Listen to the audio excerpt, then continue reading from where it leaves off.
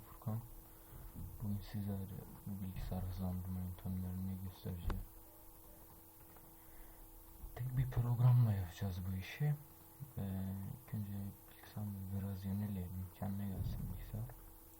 Sonra şu CC Cleaner var.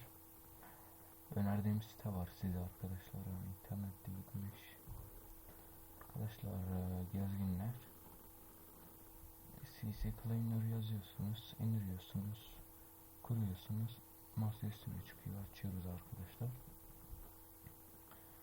Arkadaşlar şurada temizliğe başla butonu var. Tıklıyoruz ona, tamam diyoruz. Evet diyoruz. Tamam. Şimdi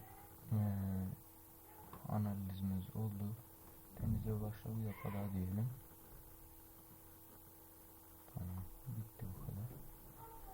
Mesela burada işinize yaramayan programlar vardır. Kaldıralım bunları.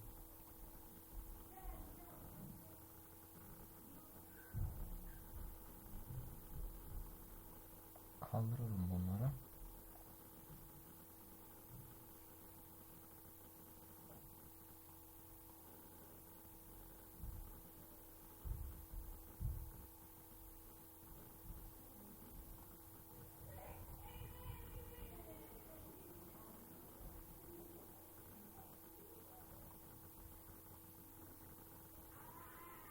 Şöyle arkadaşlar, bilgisayar yavaşladı diyeceğim.